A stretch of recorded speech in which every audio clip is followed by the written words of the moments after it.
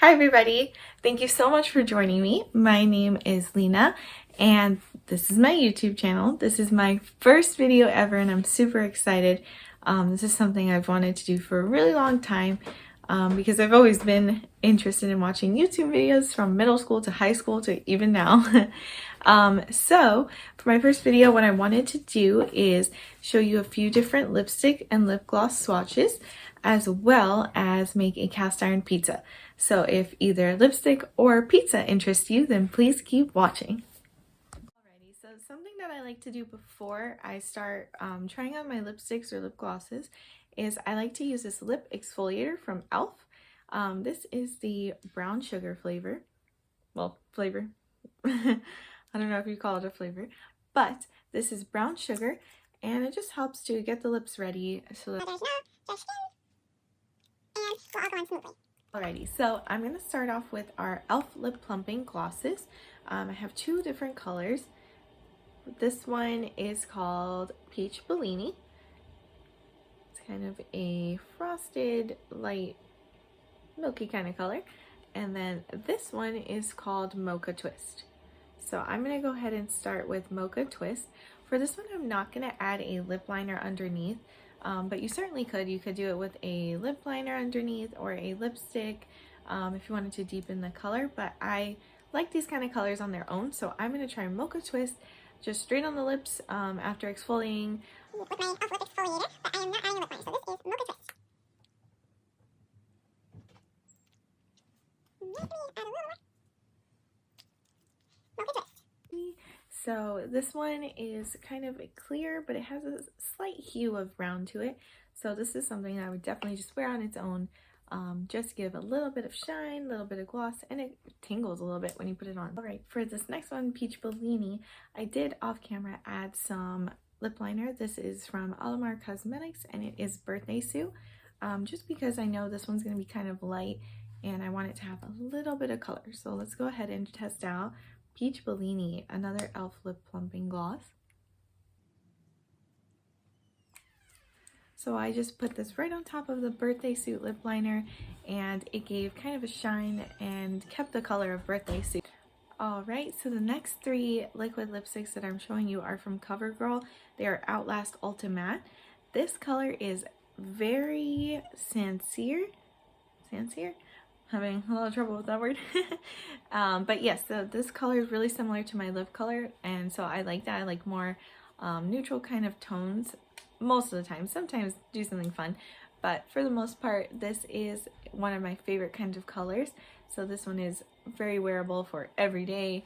Even special occasions, you can dress it up with more dramatic eyes, more blush. You can definitely bring this one up. But I love this one for everyday kind of use. Alright, the second of our three UltiMatte CoverGirl liquid lipsticks. This one is called Yay Rosé. I think what really attracted me to this color is the name. I thought Yay Rosé was so cute, so I wanted to try it out. And I liked it because it's more of like a mauve. It's not like a pink. I don't typically wear very pink lipsticks. Just because I find them honestly hard to match, and sometimes I just don't like it on my skin tone. But for the most part, this one is something that you could wear every day. It's not too intense, and I think it's a really pretty pink mauve, and I like this one, and the name, of course, Yay Rosé. Who doesn't like that? Alright, and then the last of the three colors that I have to try on is Wine O'Clock. I absolutely love the name of this one as well as the color. It looks like such a festive red, and I feel like it's a color that matches a lot of skin tones, and I think it would look really pretty on pretty much anyone. So this, a lot of times, honestly, I think red is such a hard color to put on, because if you don't get it exactly on your lip and you try to go and wipe it off, it always leaves my skin stained. And so I'm kind of afraid of red. So I'm going to put this one on off camera and come back to show you what Wine O'Clock from Covergirl looks like. And last but not least, Wine O'Clock. I think this one is my favorite, so I can't wait to wear this one maybe for New Year's Day or any other holiday really, because it's so pretty, but tough to put on. Actually, it wasn't as bad. I've had tougher red lips. So this one, the applicator makes it easy to get really close to the line and go around. And then when it dries down, of course, it does not move. So that is always helpful with the red lip, especially when we're wearing masks these days, so that you don't have red over here. So this is super pretty, and that concludes our lipstick swatches. So if you are interested in making some cast iron pizza, please keep watching. It's time for the fun part for our cast iron pizza. So we have all our ingredients. All you really need, super easy. You can make your own dough, or I just went to Publix, Walmart, and picked up the dough, make it even easier. So you need dough, you need some tomato sauce, and some mozzarella. So once you have all that, you can then add whatever you want on top. So I like to add some seasoning. I grabbed onion, some garlic, and some Italian seasoning. And you can sprinkle all that on. I'll show you when I do that at that point. But so we start off, and then I also might add some baby spinach and some oregano. But the way I like to start off is, of course, washing your hands.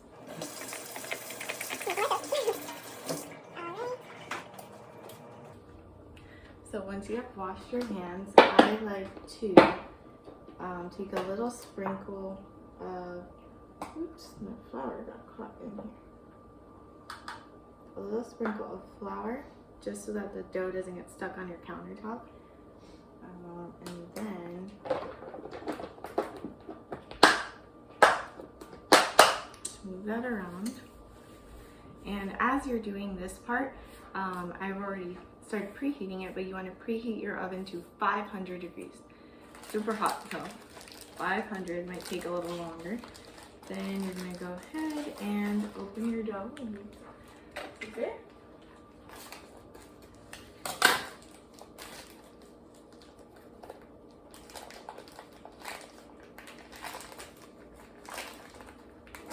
All stuck in the bag. Sometimes this happens.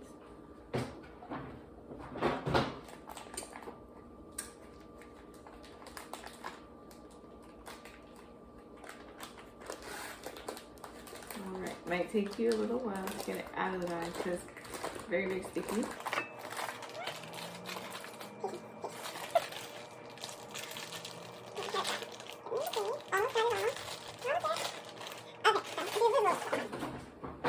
So you are going to start working the dough, and you want to stretch it out to maybe about 12 inches approximately. You don't have to measure it or anything.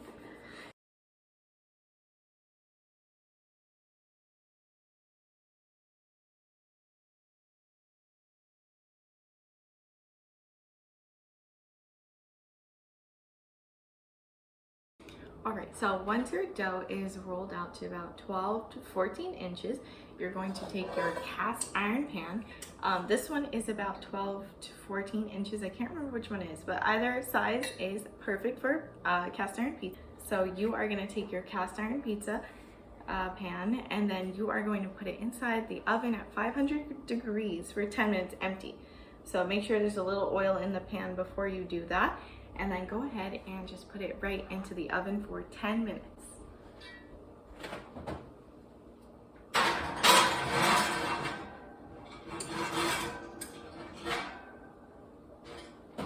Alright, set your timer, 10 minutes.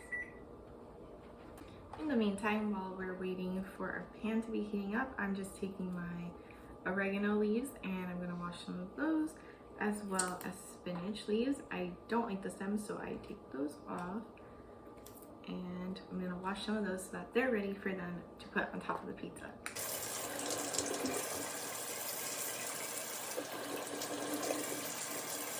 So our timer is almost up, and this, I wanted to mention that this recipe is from the Pioneer Woman.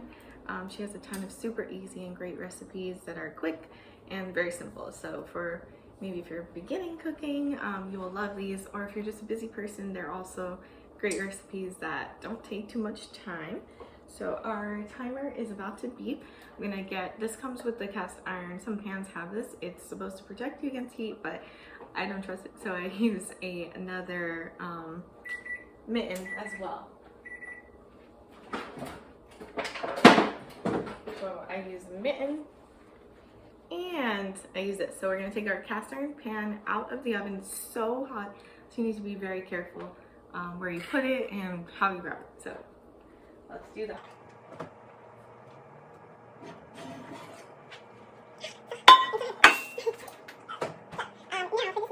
You are going to, I'm going to take this off, so it's not heat up. You're going to need a wooden spoon. So you pick up the dough carefully and you're going to transport it into the cast iron pizza pan. So what you're doing with the wooden spoon is you're shaping it to the sides of the pan because it's too hot to touch with your normal hand. It will get burned pretty bad. So just use the wooden spoon, shape it to the sides. It never comes out perfect, so don't be upset if it doesn't look perfect. At the end, it'll look great.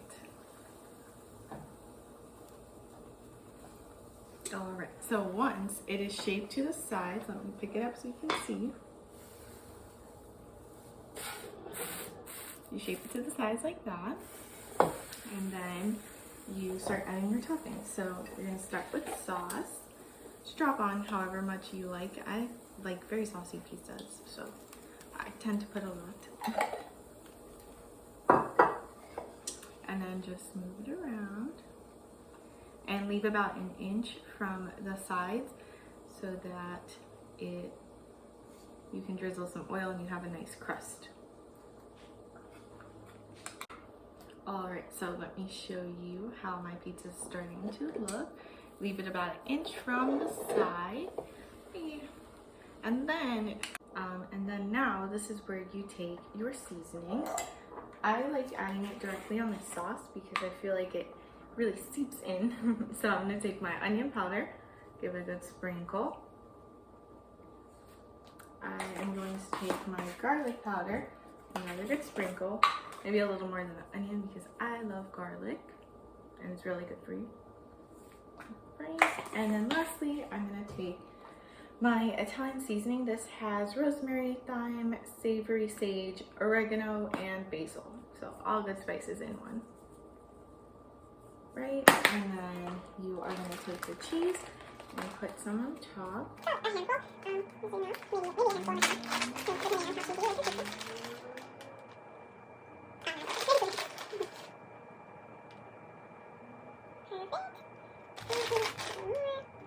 Alright, now I'm going to take my spinach leaves and I'm going to drop a few on top. Make it semi-healthy. And then we are going to take some olive oil. So give a drizzle on top of what you just did. And then we also need to add it somewhere else. So you're going to take, you can use the same wooden spoon, maybe rinse it so that it doesn't have spots on it. If you don't mind, and you are going to pour a little bit at a time into it, and then you're going to put this along all of the crust that you left open.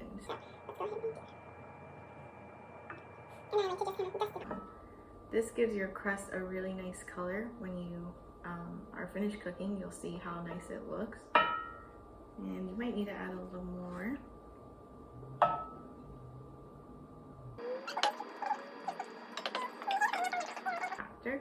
Very Instagram worthy picture. Right, so now that you're done seasoning, I'm saving my oregano leaves to add on at the very end. So we're going to take our plastic protective sleeve or silicone or something and then this one, and then now, so your pizza should look something like this depending on what toppings you put. But now when you put it back in the oven at 500 degrees, it's going to go in for 12 minutes on the bottom rack. So go ahead, place your pizza in on the bottom rack for 12 minutes and then we will see what it looks like. Okay, this part can be a little bit tricky. So once our pizza has come out and we have our 2 forks ready, we are going to go ahead and try to remove our pizza from the pan. So I think using 2 forks has been the easiest method for me. So I go ahead and I kind of get it by both sides and just drop it on.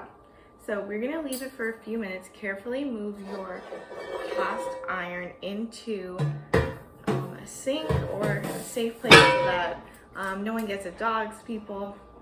It's really, really hot. So, and make sure you turn off your oven. I like to double check because I don't know, it drives me crazy. And what we're gonna add now, if you have on hand, you can add a little bit more Parmesan. I like to do that for taste as well as look. Oh, and sprinkle your oregano leaves. So sprinkle them on. All right. And then give a good sprinkle of cheese. And allow it to cool just a little bit. All right, so once it is cool, you can take a look and you have delicious cast iron pizza. So take your pizza cutter and cut it into however many slices. I like 8 because I like the tiny little ones. And I'm gonna go ahead and cut that now. And this is what it looks like when it's done. Delicious. Of course, we're gonna go ahead and taste a piece now. So let's see, maybe take a tiny one for now, just for looks. Also, just in case you were wondering, this lipstick has not budged after eating a slice of pizza, so approved.